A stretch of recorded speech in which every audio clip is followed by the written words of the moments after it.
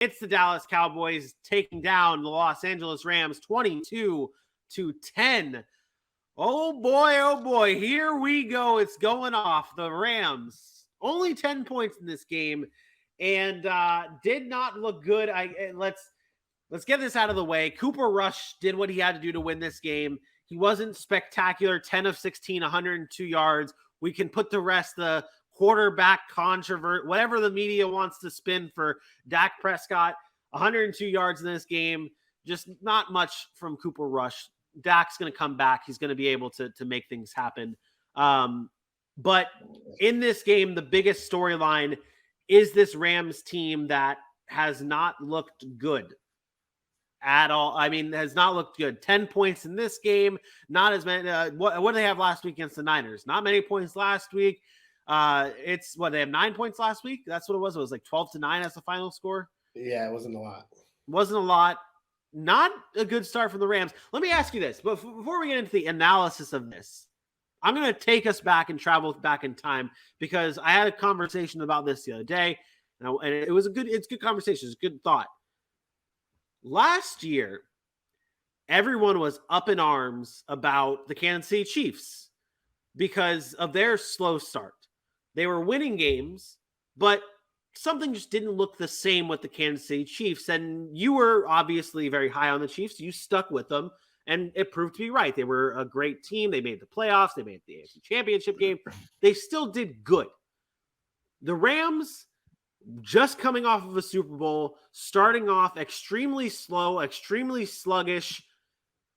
Are we beyond the leash right now with the Rams where it's like they're still the Rams? They'll still figure it out. They'll still be a playoff team. Are we beyond that point? Are the sirens going for the Rams? What do you mean? Are the sirens going? I already told you last week they're going. This team is not. First of all, I hate when you do this. I hate when you look for the comparison that's not really the comparison, but it is the comparison.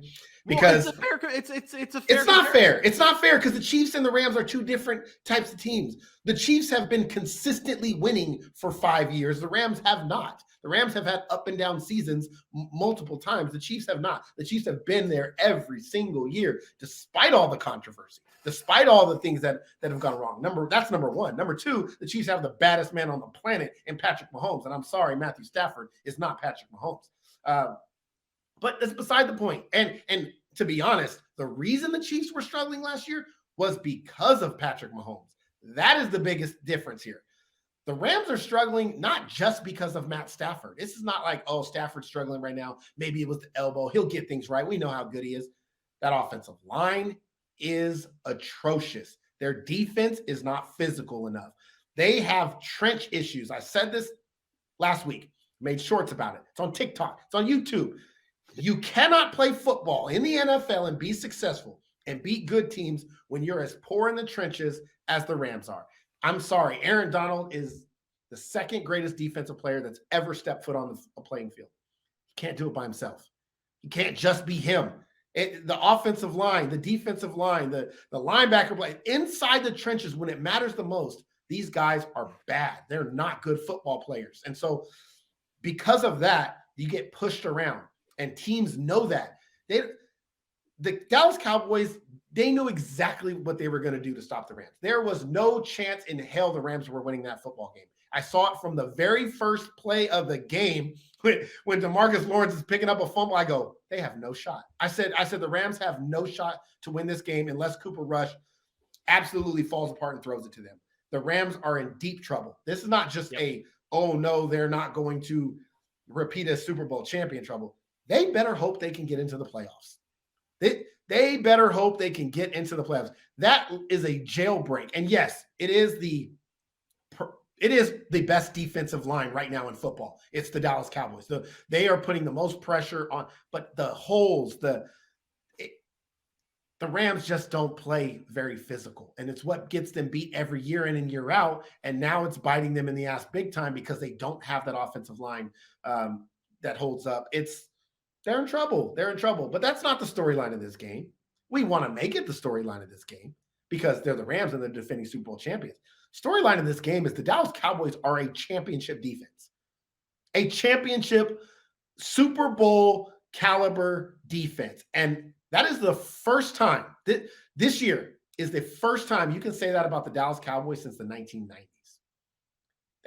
That's huge because you talk about all the conversations over the years, whether it was the end of Troy Aikman's career, the Quincy Carter days. I remember the one year they had a top 5 defense under Dave Campo, and everybody's like, oh, it's a great defense. Yeah, they were good. They were a top 5 defense by numbers and yardage, and they were not a championship defense.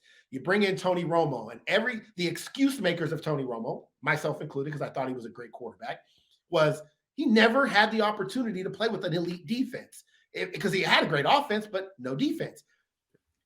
Go from Tony Romo to Dak Prescott. That offense, high flying, always being able to put up points. Number 1 scoring offense last year. Still question, where's the defense? And we saw it last year starting to build. This defense right here, Diggs, Anthony Brown included, all the haters of Anthony Brown playing out of his mind. The safety play, the linebacking play, the defensive line. This is a championship defense. Now, Dak Prescott, the Dallas Cowboys, Mike McCarthy, Kellen Moore. That's it. They don't get no excuses. I've always made excuses for guys that it's a team game. Dak Prescott has to come back and has to win playoff games. I'm not saying if they don't win the Super Bowl this year, he's a bust and all that stuff. But you pay him $40 million. He damn sure better be fighting for them NFC title games and those Super Bowls because this is what they've been asking for in Dallas. Where's the championship defense? And they haven't. Yep. Nolan, DeMarcus Lawrence, Micah Parsons. It's game-changing level defense. And right now, the Niners, and the Bills are the 3 best defenses in football, and it's not close. Yep. And it's time. Dak Prescott's hands got to heal. He's got to come back, and that offense has to play. CeeDee Lamb got to stop dropping passes. Zeke and Pollard have a nice thing going here. Keep mixing it up. Keep running. Offensive line's playing well. Well, that's the thing. We talked about earlier on in the show with teams are like having a system for whatever quarterback is in there. I don't think the Cowboys need to change their system up that much when Dak Prescott comes back. Like, I know that they're probably simplifying a little bit because of Cooper Rush, but I wouldn't change a thing with the way this offense is going. I think that Dak Prescott, if you keep this offense going the same way, and you said the rushing and what they have going with Zeke and Pollard, it's a big deal. Let me take you back in time. Let me make you live some. Well, you might not have been alive for this. I don't know your birth year or whatever.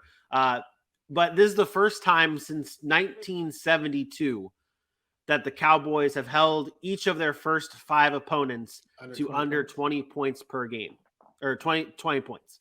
Dallas doomsday defense. That year, the 1972 team went on to the NFC Championship game. Yep.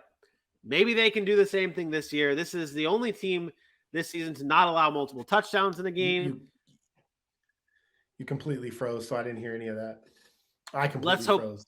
Let's hope that they can do this again. This Cowboys defense, only team to not allow multiple touchdowns in a game, only allowing 14 total points per game. It's a pretty good recipe. If you're only giving up 1 touchdown a game, you got a great shot to win games. Yeah. Can you hear that? It's faint.